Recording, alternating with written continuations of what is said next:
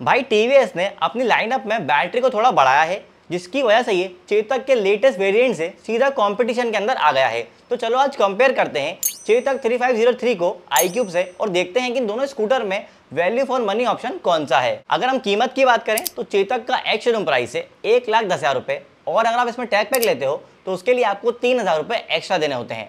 वहीं iQube का ex showroom price है 1,23,300 रुपए। दोनों व्हीकल के एक्स शोरूम प्राइस में अच्छा खासा बड़ा गैप है, पर अगर आप चेतक में टैग पैक भी लेते हो तो भी ये iQube के मुकाबले सस्ता नजर आता है। अच्छी चीज ये है कि iQube के अंदर आपको कोई अलग से पेमेंट करके सॉफ्टवेयर अपग्रेड नहीं लेना होता। अब देख लेते हैं कि दोनों स्कूटर्स में इस प्राइस में आपको क्या क्या फीचर्स ऑफर हो रहे हैं। अगर हम बैटरी की बात करें तो चेतक के अंदर 3.5 किलोमीटर का बैटरी पैक है। इसकी IDC रेंज 151 किलोमीटर से, एक्चुअल रेंज 120 किलोमीटर से और इसे 0 से 80% चार्ज करने में 3.5 घंटे का टाइम लगता है। इसके साथ 750 वाट का चार्जर आता है। वहीं iQube के अंदर 3.5 किलोमीटर का बैटरी पैक है। इसकी IDC रेंज 145 किलोमीटर है, एक्चुअल रेंज 110 किलोमीटर है और इसे 0 से 80% चार्ज करने में 4.5 घंटे का टाइम लगता है और इसके साथ 650 वाट का चार्जर आता है। एक चीज जान लो कि इन दोनों ही व्हीकल्स के अंदर फास्ट चार्जिंग का सपोर्ट अवेलेबल नहीं है, तो आपको इन्हें चार्ज करने के लिए पोर्टेबल चार्जर पर ही डिपेंड होना होगा। तो अगर आपकी डेली रनिंग थोड़ी ज़्यादा है और आपको बीच में रुक के फास्ट चार्जिंग की ज़रूरत पड़ती है तो ये दोनों ही स्कूटर्स आप लोगों के लिए नहीं है। अब अगर हम बैटरी परफॉर्मेंस की बात करें तो टीवीएस ने iQube की बैटरी में ही अपडेट किया है, जिसकी वजह से चेतक और iQube की बैटरी बिल्कुल सेम कैपेसिटी की हो चुकी है और इसी की वजह से इन दोनों गाड़ियों की एक्चुअल रेंज में कोई बहुत ज़्यादा बड़ा डिफरेंस नहीं है। लेकिन अगर ध्यान से देखें तो चेतक के अंदर एक ज़्यादा कैपेसिटी वाला चार्जर आ रहा है, जिसकी वजह से 0 से 80% iQube के मुकाबले ये 1 घंटा पहले चार्ज हो रहा है। एक और डिफरेंस है रेंज एक्यूरेसी के अंदर। जहां iQube के अंदर अच्छी रेंज एक्यूरेसी मिल जाती है, वहीं चेतक को अभी भी रेंज एक्यूरेसी के ऊपर थोड़ा और काम करने की जरूरत है, क्योंकि चेतक के यूजर्स ने बताया है कि जो चेतक में रेंज डिस्प्ले में शो होती है वो उन्हें एक्चुअल में नहीं मिलती है। लेकिन अगर हम ओवरऑल देखें तो कम चार्जिंग टाइम होने की वजह से और थोड़ी ज्यादा रेंज होने की वजह से यहाँ चेतक एक ज्यादा अच्छा ऑप्शन बन जाता है। अगर हम मोटर की बात करें तो चेतक के अंदर 4 किलोवाट की PMSM साइड माउंटेड मोटर है। इसकी top speed 63 kilometre per hour है।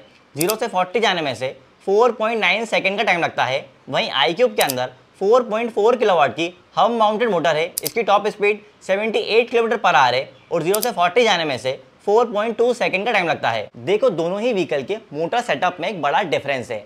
जहां iQube के अंदर लिमिटेड यूजेस वाली हब माउंटेड मोटर आ रही है, वहीं चेतक के अंदर एक ज़्यादा अच्छी यूजेस वाली साइड माउंटेड मोटर का सेटअप मिल रहा है। और यही वजह है कि टीवीएस को आप अच्छी सड़कों पे अच्छे से यूज़ कर सकते हो, जबकि चेतक को खराब सड़कों पे भी आराम से यूज़ किया जा सकता है। लेकिन टीवीएस ने iQube के अंदर मोटर थोड़ी ज़्यादा पावरफुल दी है, जिसकी वजह से टॉप स्पीड और एक्सेलरेशन दोनों ही मामलों में ये चेतक से आगे है। वहीं चेतक ने अपनी मोटर को थोड़ा अंडर पावर कर दिया है और कुछ यूजर्स का ये भी कहना है कि चेतक को शुरू में स्टार्ट करने में थोड़ा इनिशियली जर्क आता है। तो जहां एक तरफ चेतक के अंदर अच्छे मोटर सेटअप का बेनिफिट मिल जाता है, वहीं iQube के अंदर अच्छी मोटर परफॉर्मेंस का बेनिफिट मिल जाता है। लेकिन अगर यूजर्स की माने तो लिमिटेड यूज केस वाली हम माउंटेड मोटर होने के बावजूद भी iQube यहाँ एक ज्यादा अच्छा ऑप्शन बन जाता है। अगर हम बूट स्पेस की बात करें तो चेतक का बूट स्पेस 35 लीटर का है, जबकि iQube का बूट स्पेस 32 लीटर का है। भाई यहाँ पर दोनों ही ब्रांड्स के R&D का एक साफ डिफरेंस नजर आता है,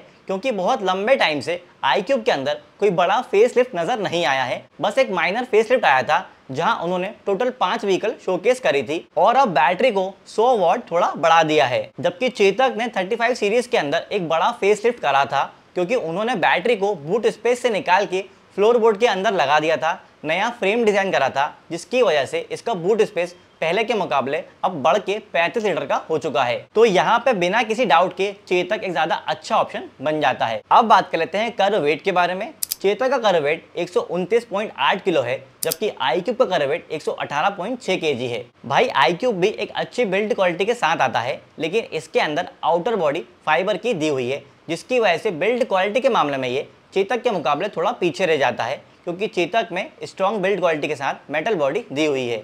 लेकिन ऐसा नहीं है कि चेतक में पूरी बॉडी मेटल की दी हुई है, इसमें भी कुछ पार्ट्स फाइबर के लगे हुए हैं। लेकिन फिर भी अगर हम स्ट्रॉन्ग बिल्ड क्वालिटी के हिसाब से देखें तो यहाँ चेतक एक ज़्यादा अच्छा ऑप्शन बन जाता है। अब बात कर लेते हैं टायर, ब्रेक और सस्पेंशन की।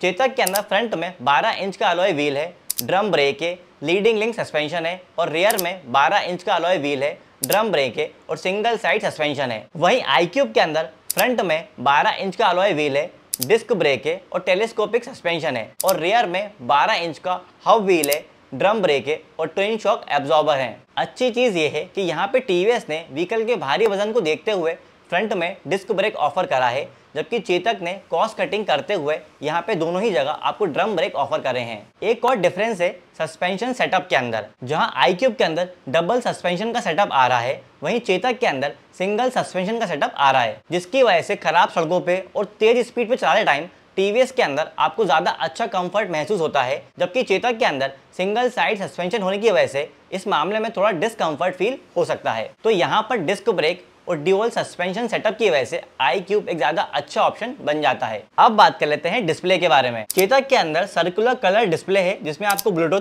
Reverse mode, sports mode, call और म्यूजिक कंट्रोल जैसे फीचर्स मिल जाते हैं, जबकि iQube के अंदर 5 इंच का TFT डिस्प्ले है, जिसमें internet connectivity, Bluetooth through app, incoming call alert, OTA updates, turn by turn navigation, park assist, anti theft alert, geo fencing, crash and fall alert जैसे फीचर्स मिल जाते हैं। देखो, दोनों ही व्हीकल्स में टच डिस्प्ले नहीं आ रहा है और उन दोनों व्हीकल का डिस्प्ले का शेप भी बिल्कुल अलग है। और जहां तक कि अगर फीचर्स की बात करें तो iQube के अंदर आपको ज्यादा अच्छे फीचर्स मिल रहे हैं। अगर विजिबिलिटी और यूजर इंटरफेस की बात करें तो iQube के अंदर अच्छे यूजर इंटरफेस के साथ अच्छी ब्राइटनेस वाला डिस्प्ले मिल जाता है। तो मेरे हिसाब से यहाँ ज्यादा अच्छे फीचर्स होने की वजह से iQube एक ज्यादा अच्छा ऑप्शन बन जाता है। अब बात कर लेते हैं वारंटी के बारे में। चेतक के अंदर व्हीकल और बैटरी पे 3 साल या 50,000 किलोमीटर की स्टैंडर्ड वारंटी मिलती है और आप 6,000 रुपये एक्स्ट्रा देके बैटरी के ऊपर 5 साल या 70,000 किलोमीटर की एक्सटेंडेड वारंटी ले सकते हो। वहीं iQube के अंदर व्हीकल और बैटरी के ऊपर 3 साल या 50,000 किलोमीटर की स्टैंडर्ड वारंटी आती है और सेम 6,000 रुपये एक्स्ट्रा देके आप बैटरी के ऊपर 5 साल या 70,000 किलोमीटर की एक्सटेंडेड वारंटी ले सकते हो। भाई, यहाँ वारंटी में कोई भी डिफरेंस नहीं है, यहाँ तक कि एक्सटेंडेड वारंटी का प्राइस और टाइम बिल्कुल सेम है। बस एक माइनर सा डिफरेंस है, क्योंकि चेतक के अंदर आपको 4 साल या 5 साल की बैटरी वारंटी का ऑप्शंस मिल रहा है। तो मेरे हिसाब से यहाँ सारी चीजें बराबर ही हैं। अब बात कर लेते हैं दिल टूटा बाइकर के कंक्लूजन की। देखो, अगर आप एक परफॉर्मेंस ओरिएंटेड इलेक्ट्रिक स्कूटर लेना चाहते हो तो ये जान लो कि दोनों ही स्कूटर्स आप लोगों के लिए नहीं है, क्योंकि ना तो आप इन्हें तेज स्पीड पर अच्छे से भगा सकते हो और ना ही इसमें फास्ट चार्जिंग का सपोर्ट अवेलेबल है। एक्चुअल में दोनों ही स्कूटर्स फैमिली स्कूटर कैटेगरी के अंदर आते हैं और इन्हें डे टू डे वर्क के लिए बनाया गया है और इसी वजह से इसमें अच्छी परफॉर्मेंस की जगह अच्छी रेंज पर फोकस किया गया है और फास्ट चार्जिंग की बजाय घर पे चार्जिंग टाइम को कम करने पे फोकस किया गया है। तो अब सवाल ये आता है कि इन दोनों में से कौन सा स्कूटर लेना ज्यादा अच्छा डिसीजन साबित होगा। देखो, अगर आप नॉर्मल चार्जिंग वाला इलेक्ट्रिक स्कूटर देख रहे हो और आपका यूजेज सिटी के अंदर ज्यादा है, जहाँ सड़कों की कंडीशन अच्छी है, तो आपके लिए iQube एक ज्यादा बेटर ऑप्शन बन सकता है। वहीं अगर आपको सिर्फ रेंज से मतलब है, एडवांस फीचर्स आपको नहीं चाहिए और आपका यूजेज थोड़ी खराब सड़कों पे भी हो सकता है, तो आपके लिए चेतक 3503 एक ज्यादा अच्छा ऑप्शन रहेगा। वैसे मेरे हिसाब से इस समय इस प्राइस पर चेतक 3503 एक ज्यादा वैल्यू फॉर मनी ऑप्शन रहेगा। बाकी क्या पता आने वाले टाइम में टीवीएस भी iQube के प्राइस को थोड़ा कम कर दे, लेकिन अभी ऐसा होने के चांसेस कम हैं। ध्यान रहे कि इन दोनों स्कूटर्स में सर्विस का ऐसा कोई बड़ा इशू नहीं है, क्योंकि इन दोनों ब्रांड्स का सर्विस नेटवर्क पैन इंडिया अच्छा खासा बड़ा है। तो यार, ये तो था चेतक 3503 का iQube के साथ कंपैरिजन। अगर आपको इस कंपैरिजन में कोई भी डाउट है तो कमेंट करके हमसे पूछ सकते हैं और इलेक्ट्रिक गाड़ी के ऐसे ही डिटेल वीडियोस के लिए दिल टूटा बाइकर को सब्सक्राइब कर लीजिए।